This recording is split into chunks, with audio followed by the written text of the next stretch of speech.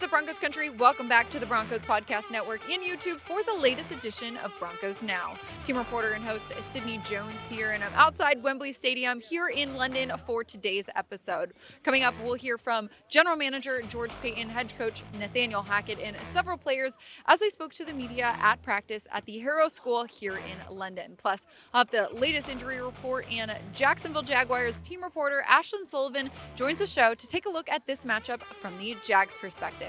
All that and more on tonight's episode.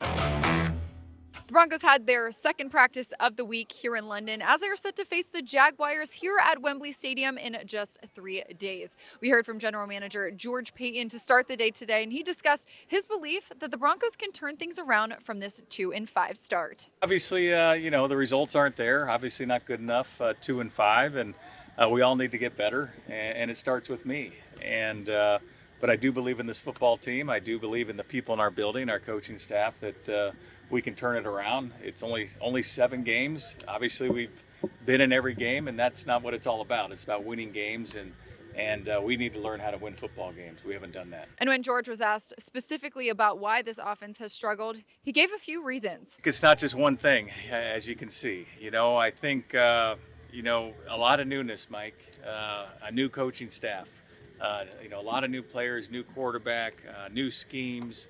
It doesn't come all together, and I knew it wasn't going to be a well-oiled machine. I thought it would take time, and obviously it has, but there's a lot we have to work on. Then you have some injuries in offense. You start to learn, our staff's trying to learn each other. Our players are trying to learn each other. So it's just a lot. No excuses. We need to play better. Obviously, the offense isn't good enough to win games. Defense has kept it in it, but the offense has to play better. As we've seen, head coach Nathaniel Hackett has really been under the spotlight and has received a lot of criticism. But George Paton reiterated today that he believes in Coach Hackett and Russell Wilson. I believe in Nathaniel. I support Nathaniel 100%. He's been in this 7 games, as a head coach. The scrutiny he's faced is unprecedented. We've had 4 primetime games, so he's kind of had to learn in front of the entire world.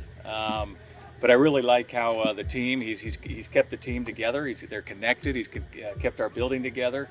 And I appreciate how he's fought through that. And Coach Hackett also discussed his relationship with George. Up to this point, George has been an amazing partner. Throughout all this, the good and the bad, you learn a lot about people throughout process like this, and we're growing as a team, and I'm growing as a partner with George, and it's great to work with him. He really has been great and supportive throughout this whole thing. And in terms of practice today, Coach Hackett gave an update on Russell Wilson's hamstring injury as he was limited at practice today for the second day in a row. No, he had a good day of practice today. Looks good, and we're just going to keep on monitoring it day to day, make sure he's okay. And now let's take a look at today's injury report. The only change from yesterday's report is that defensive lineman Mike Purcell was limited at practice. And we caught up with several players as they were coming off the practice field today. DJ Jones, Dalton Reisner, and KJ Hamler spoke about their time here in London and what it means for this team. Being in a place together, we all going out together, shopping together, seeing the same things together, just the memories. I believe it can bring us together. I think it's a great week for us to be doing it. I think it's not a have to thing, it's a get to. I think you would probably say the same thing. You don't have to be out here, Troy. You get to have that opportunity. I don't have to be out here part of the Denver Broncos. I get to be out here. It's an opportunity to be a part of such a great thing. So we're really grateful for it, and it's a must-win game this weekend. Oh, yeah, I think these past few days of practice have been some of our best. We out here just working, grinding, trying to, put all the little key pieces together and what we're missing and what we need to do and things, it's always stuff to get better at. So, we out here working. Pat Surtain and KJ Hamler also talked about how excited they are to play here at Wembley Stadium on Sunday. It's going to be fun, just getting around the fans and the culture. Obviously, I never knew people in London love football like how they do. I know the stadium is going to be jam-packed. It's going to be very exciting to see. Shoot, I'm blessed, man. I never thought I'd be out the country in the first place, so, and just being next to the stadium is very nice, very beautiful. I haven't actually went inside yet, but I'm very excited to play. Now let's welcome Jacksonville Jaguars team reporter Ashlyn Sullivan onto the show to take a look at this week's matchup from the Jags perspective. Ashlyn, it's so wonderful to see you again. How are you doing? I'm good. We're excited for this trip, going a little later than the Broncos, but we always look forward to it. it's crazy to see how much the NFL has absolutely swept the UK. It's so cool to see all the different jerseys. So we're looking forward to it, something different. Yeah. What are the team's plans for, when you guys fly out here? Because I know, like you mentioned, you guys are still in Jacksonville right now. Yeah, so we fly out Thursday afternoon, and this is how the Jaguars have done this trip the past 5 years that I've worked with the Jaguars. They haven't changed it at all, and they believe in this system, and then it works best for them. So we fly throughout the night on Thursday. The goal is you sleep the entire flight Thursday night like you normally would if you were in Jacksonville. We wake up Friday morning. We land about 8 a.m. London time, and the goal is that you wake up, you have your breakfast, we get on the bus, and we go straight to practice. Oh my gosh. I'll say I'm lagging a little bit, but they definitely preach to the players to treat the plane like you would a night at home and sleeping. And there's no funny business on the plane. It is time to rest. And yeah, we hit the ground running on Friday. The players have a little bit of a time off on Saturday, but not much.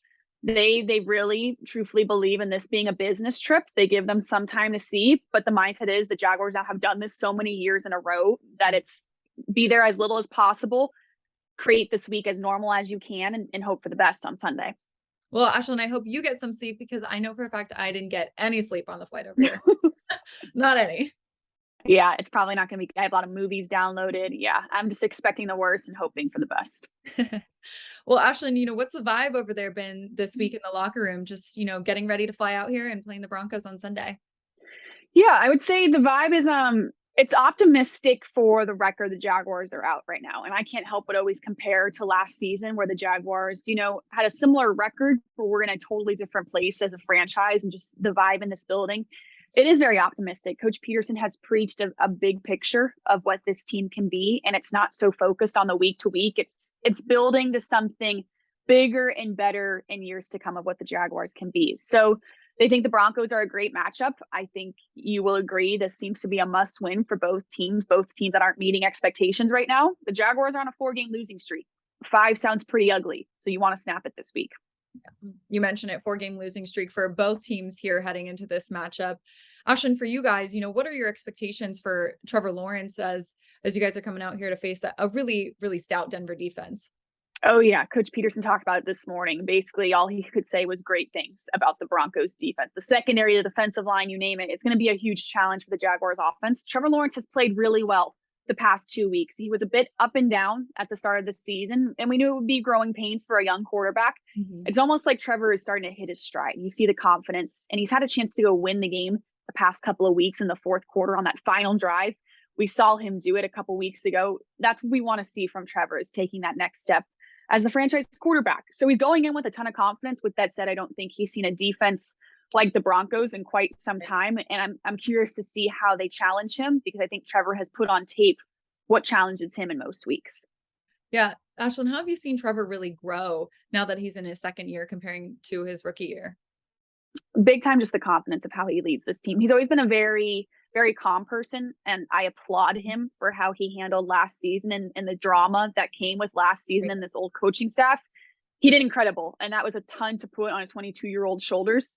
You just see every single week he gets a little bit better. He gets a little bit more confident. He's finding the receivers, Marvin Jones, Christian Kirk, older guys that I think the Jaguars on purpose put around him to lift him up. Mm-hmm. It's almost, you want to see for Trevor, it's the consistency we talk about. I go back to week 3 in Los Angeles when the Jaguars upset the Chargers, and Trevor was on Sports Center and all these national news, and it's like, all right, Trevor is becoming the football, franchise quarterback in Jacksonville. Yeah. And then we haven't heard about him in the past couple of weeks. It's that up and down for Trevor that you're asking him to be more consistent, for sure. I know running back Travis Etienne has put up some numbers the past couple of weeks. Yeah. I saw that he averages, 6.1 yards per attempt, which is second best in the league. Mm-hmm. Ashlyn, what have you just really liked about his performance this season? Yeah, Travis Etienne he's an awesome story because he's coming off a season-ending injury last year. We only saw him last year in training camp, and truthfully, he was forgotten about. This is a first-round draft pick that was just completely washed last season. We didn't see any game action. And we really didn't know what he would be like in the NFL because we're comparing everything to Clemson. And we know the jump from college to the NFL isn't the same. And it's not easy. So in a sense, and Travis has admitted this, he's kind of a rookie out there. Mentally he's not, but his body feels like it. He hasn't played a lot of football in the NFL. So similar to Trevor, we talk about the confidence with Travis Etienne. we're seeing those holes open up a little bit more, and that explosiveness that we saw at Clemson. The big question was, with that big injury, would he still be explosive with the injury that he faced? And yeah, the past couple of weeks, it seems like it's still there.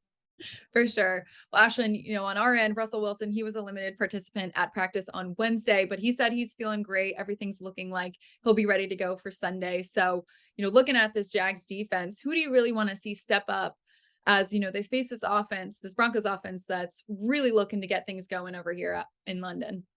Yeah, this Jaguars defense truthfully has been all over the place. They were top of the league in turnovers just a month ago. They haven't had a turnover in 3 weeks. They aren't pressuring the quarterback anymore. They're still doing okay as a run defense. They're shutting down a running back. But for example, Saquon Barkley still received over 100 yards last week against the Giants. Yes, he's Saquon Barkley, and I get that. But the Jaguars defense, they don't really have an identity. You don't look at the Jaguars defense and you don't say they're doing this really well. So I'd love to see them get more turnovers. I'd love to see them pressure the quarterback more. We're looking at number 1 overall pick Trayvon Walker. You want to see him start taking some steps. The Jaguars defense, unfortunately, the past 2 weeks, we say they've lost the game for the Jaguars because they have completely shot themselves in the foot. There are multiple times where it is the dumbest penalty you've ever seen, and it's someone on the Jaguars defense committing it at the most crucial times in the game. So it sounds cliche, but Coach Peterson always says, don't beat yourself. So this Jaguars defense has to come to play against the Broncos. I know both of these teams have really struggled with penalties so far this season. What has the coaching staff been saying to the Jags in that regard and how they can limit those? Truthfully, there hasn't been an answer. And I think if we knew the answer, I think it'd be fixed by now. They just keep saying the youth of this team. And this is a really young team. It's a bunch of 23-year-olds in this locker room that are figuring it out. And it's the starters. It's the playmakers like the Trayvon Walkers I mentioned, who were in college last year. So there's going to be some growing pains of doing some dumb penalties. And sadly for the Jaguars case, it just sounds like it's something that we're going to have to ride the wave this season of learning when not to do that. But yeah, it seems like the past 2 weeks, it's been like the most awful time when it's committed to. It's like, no, not this play, and it happens. So yeah, it's the story of the Jaguar season. It's the ups and downs of a young team trying to figure it out with a new coach.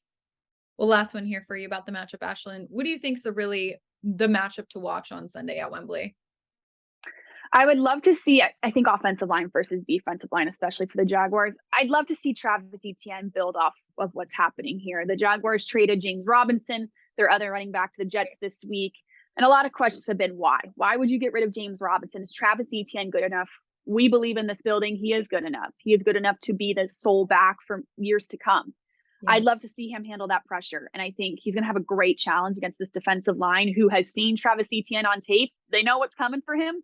If Travis Etienne can get past the Broncos defensive line, I think we all will agree that he's the real deal and he can do this in the NFL. Right now, there are some questions. I'd like to see him stamp it this week. Yep. Well, certainly it will be a fun one out here in London on Sunday. Ashlyn, appreciate you joining me so much and safe travels out here. Thanks, Sid. I'll see you soon. Well, that'll do it for today's episode of Broncos Now. Broncos Country, thanks so much for tuning in today and every day. I hope you'll meet me right back here on the Broncos Podcast Network and YouTube tomorrow for another episode from London. I'll see you all then.